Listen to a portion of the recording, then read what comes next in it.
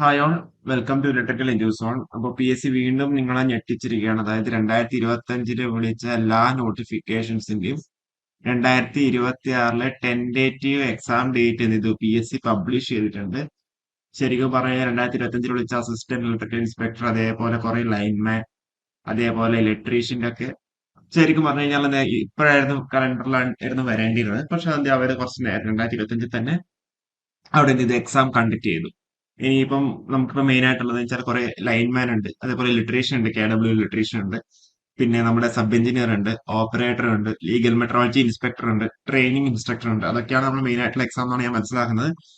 ഇനി നമുക്ക് അവിടെ നോക്കാം. അതിന് മുന്നേ നമുക്കവിടെ മാർച്ചിൽ നമ്മൾ KCBയുടെ ബൈ ട്രാൻസ്ഫറിന്റെ എക്സാം ഡേറ്റ് അവിടെ 2026 മാർച്ചിൽ അവിടെ വന്നിട്ടുണ്ട്. ഓക്കെ.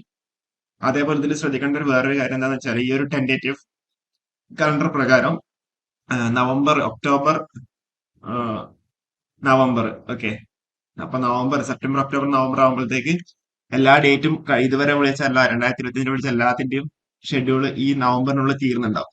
അപ്പൊ കഴിഞ്ഞ പ്രാവശ്യത്തെ പോലെ വേറെ ഏതെങ്കിലും എക്സ്ട്രാ ഇനിയിപ്പം 2026 മിഡൊക്കെ ആകുമ്പോൾ വീണ്ടും നോട്ടിഫിക്കേഷൻ വന്നു കഴിഞ്ഞാൽ അതിന്റെയൊക്കെ എക്സാം ഈ വർഷം തന്നെ 2026 തന്നെ എന്ത് കണ്ടക്ട് ചെയ്യാനുള്ള സാധ്യതയും ഉണ്ട്. ഓക്കെ. അപ്പോ ഏതായാലും നമുക്ക് ഏതൊക്കെയാണ് ഇമ്പോർട്ടന്റ് ആയിട്ടുള്ള എക്സാം എന്നുള്ള കാര്യം നമുക്ക് അവിടെ എന്ത് ചെയ്യാം, വൺ ബൈ വൺ ആയിട്ട് നമുക്ക് അവിടെ നോക്കാം. മെയിൻ ആയിട്ട് എനിക്കത് ജൂൺ, ജൂലൈ, ഓഗസ്റ്റിലാണ് നമുക്ക് ഇവിടെ എക്സാംസ് വരുന്നത്. അത് നമ്മൾ കൃത്യമായിട്ട് അവിടെ മാർക്ക് ചെയ്തിട്ടുണ്ട്. Okay. Electrician 464/2025 electrician universities in കേരളയ്ക്ക് ജൂൺ, ജൂലൈ, ഓഗസ്റ്റ്, ഓക്കെ, ഈ ഒരു 3 മാസത്തിനുള്ളിൽ പോണെങ്കിൽ എക്സാം കണ്ടക്ട് ചെയ്യാം.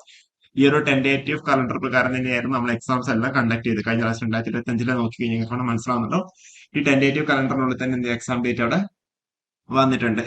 അതേപോലെ ഇലക്ട്രിക്കൽ ഹെൽപ്പർ അതും ജൂൺ, ജൂലൈ, ഓഗസ്റ്റിൽ തന്നെയാണ് ഷെഡ്യൂൾ ആക്കിയിട്ടുള്ളത്. പിന്നെ അവിടെ ഇലക്ട്രീഷ്യൻ വീണ്ടും NCA, ഇതൊക്കെ എന്താ കോമൺ എക്സാം തന്നെ ആവാനാണ് സാധ്യത, ജൂൺ, ജൂലൈ, ഓഗസ്റ്റ്.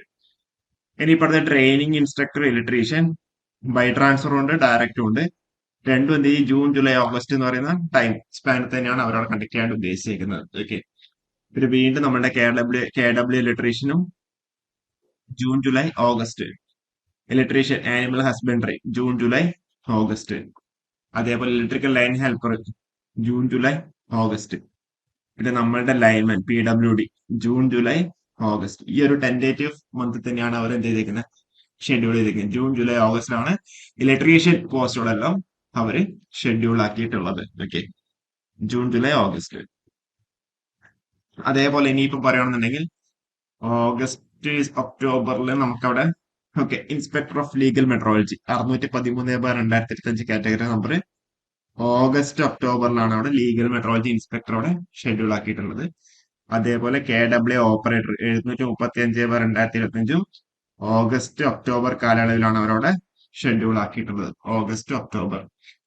പിന്നെ നമ്മളെ sub engineer director recruitment Thrissur corporation electricity ഡിപ്പാർട്ട്മെന്റിലേക്കുള്ളതും അത് ഇതേപോലെ തന്നെ ഓഗസ്റ്റ്, ഒക്ടോബറിലാണ് അവർ ഷെഡ്യൂൾ ആക്കിയേക്കുന്നത്. 770/2025 കാറ്റഗറി നമ്പർ വന്നിട്ടുള്ളത്. ഓക്കെ. അപ്പൊ ഇത്രയാണ് മെയിൻ ആയിട്ടുള്ളത്. വേറെ ഒന്നും നമുക്ക് വന്നിട്ടില്ല എന്നാണ് ഞാൻ മനസ്സിലാക്കുന്നത്. ഓക്കെ. അപ്പോ അല്ല ഏകദേശം ജൂൺ, ഓഗസ്റ്റ്, സെപ്റ്റംബർ, ഒക്ടോബർ ആകുമ്പോഴത്തേക്ക് എല്ലാം കഴിയുന്നുണ്ട് അല്ലെ.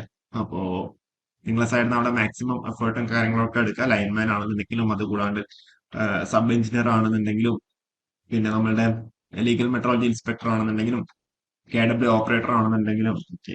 അപ്പൊ നിങ്ങളെ സൈഡിൽ നിന്ന് അവിടെ മാക്സിമം എഫേർട്ടും കാര്യങ്ങളൊക്കെ എടുക്കുക. നിങ്ങൾക്ക് എന്തെങ്കിലും ഡൗട്ട്സ് കാര്യങ്ങളുണ്ടെങ്കിൽ താഴെ ഡിസ്ക്രിപ്ഷൻ ബോക്സ് കമന്റിൽ ചോദിച്ചാൽ മതി. കൂടുതൽ വീഡിയോസ് ആയിട്ട് വീണ്ടും വരാം. Okay, thank you.